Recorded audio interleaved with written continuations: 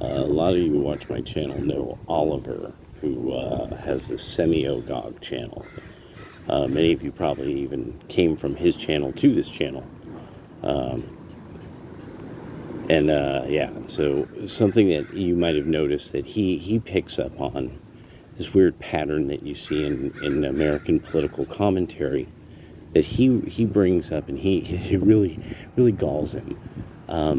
But that you'll find these people who are successful, sometimes second generation, third generation immigrants from India that will have some take on Western society that, I mean, you just don't understand. Like, you're like, why of all societies would you have a problem with us? Like, who's doing what to you that's such a big deal that and so yeah, and he's like, you know what, like, what, India's better, like, you know, I mean, and so, you know, here you're safe from the Muslims, you know. It's I just, there's all these various things that, like, and he and I both picked up on this. Like, he pointed it out, and it was one of these many things I just didn't see, and somebody red pilled, like, really showed me, and I'm like, holy shit.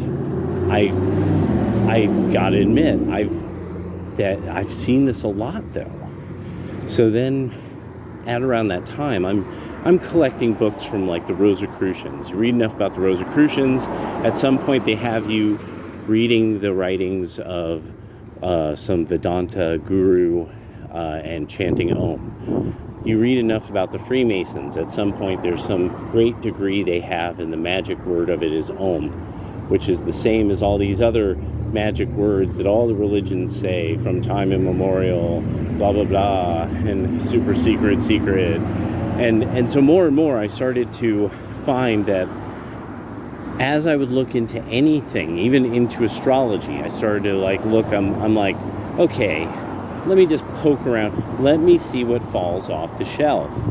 What fell off the shelf? It was Hindu astrology, which is very, very complicated, and really a lot about what we think of as astrology is based out of the Greeks going to India and some of India's ideas about astrology entering ideas of Greece. So we because it never gets separated, in Persia the same, we never really separate them a certain way, so people don't really get, like, that there's sort of, this is a mishmash of ideas.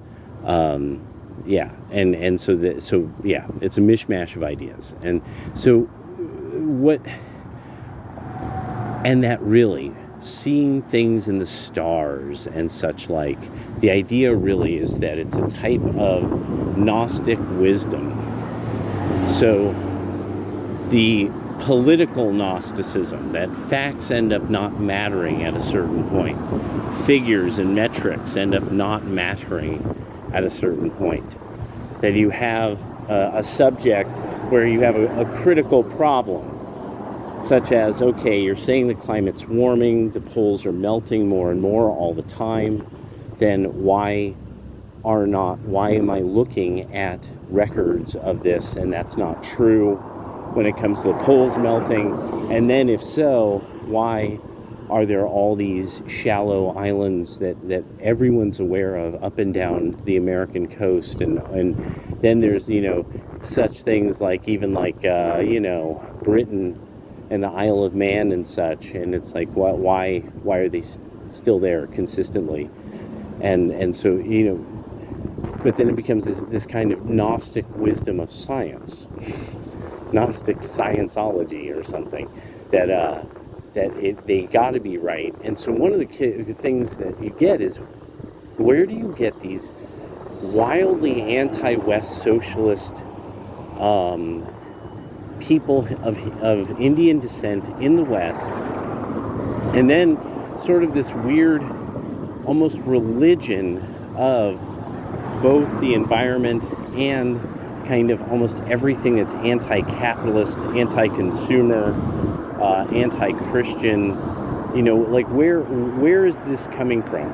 And so finally I'm reading up on something that I had been putting off for a while, and it really is that there's this this fascinating embrace of the ideas of Vedanta, which is what it comes down to, is that you end up having, something like the mystical religion of Christianity, but it's confined, and that's why it's not fun for people. It's very confined. Like, the theological concepts of Christianity are very well defined. There's very specific limitations on them. Spiritual experiences have been, documented in a way that it's like they have words for spiritual experiences. There is not much individual sort of profound experience. Like, people who write theirs out and other people find something really good about it, like, those become like these historic works of Christianity. But there's only so many that anyone really is sitting there saying, like Dark Night of the Soul. Like, there's just simply not that many of those, but it's still good for people to write about such things, because people then forget, like, how a lot of the greats of Nobel science, that, I mean, like, without them we don't have almost anything, that they often were profoundly well-informed theologians and had all kinds of works on theology, or writings, personal writings that they wrote, fascinating stuff about theology. And this was just something that you would only know if you looked into these people's lives and their writings. So this idea that there's this mystical, or this class of educated people at various times from the 1800s and on, that are profoundly worried about all the time about the world, and that people need to have a revolution of some sort, an awakening, needs to be constant awakening, like you receive blessings from your guru constantly, because he sees you've been chanting the magic words a lot, and he could see your level of enlightenment has gotten higher. So, humu makamumu, and now you're the triple enlightened member of their society. And that there's all over the country, there's these organizations, and they love talking to the Christian churches about how it's all the same, and all is all, and one is one, and we all are love, and stuff like that. Because that's supposedly what they believe. But the idea is that really it's that these are a society that's based around meditation, but also that individual gurus tell the individual members, like, what to think. That's it. It's not something else. It's this idea then is that the morality of it is then subjective, where that is the key about why, like, say, Christianity's not that fun, or Judaism's not that fun. It's like, it's because it has a very fixed and defined historic moral system, that you break that, and everybody says, like, that's bad. You're being a bad, and the whatever collective that you want to be in, that you want to be in that collective, or be considered one of those people. So this is the issue with. So then you get, well, what then attracts? So if the morality is then completely subjective, well, then what would? Well, the meditation methods, such as transcendental meditation, came out of this milieu, or just generally yoga. Educated, pretty young white women can dress up in pretty clothes, paint their toes, and can stretch in front of a big window so that people can see them stretching, and doing powerful yoga mystical practices, yoga mystical chanting words, and because of and that India becomes then this place that is treated like some kind of Shangri-La, and which is its own fascinating, weird thing, that their religion is treated as like this super lovey-dovey kind of thing, when just any knowledge of that, you're like, no, not really. It's like, this would make a lot of the Greek deities blush. Zeus would be offended.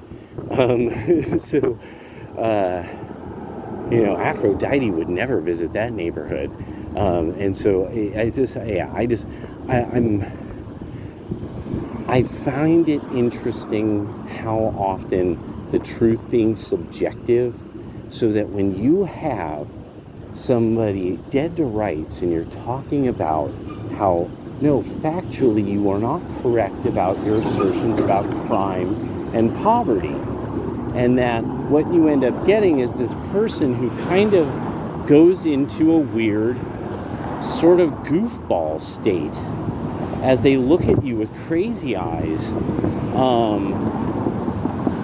and you're like, you could find this. It's the government keeps these records. Like, you could find this information. Like, this is actually well established. And then this makes it even easier to deal with crime, because then you actually know definitively something about the phenomena. You know about its limitations, the limitations of a phenomena. Because if you can't define the limitations of a phenomena, you're talking about infinity, and then you can't define it. So and you see these people get this weird look in their eyes, and so now more and more I'm like, yes, you're hitting some base programming of Vedanta think. Of truly narcissistic. It fits because of the narcissism of the educated American, and the smart, the smarty smart.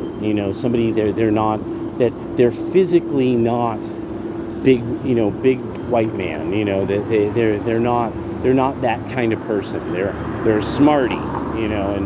And that's why they vote the way they vote. And so But you hit them with reality of things, and they're like, you have the information on this, but I'm too well programmed, and their guru, me no understand you, kicks in, and they go into Vajra poo-poo mode or something, and I just more and more I'm just starting to think about it, and that weird kooky-eyed blissful look of sort of the of those the dangerous white women, the dangerous liberal white women, that kook look of theirs. All right, later.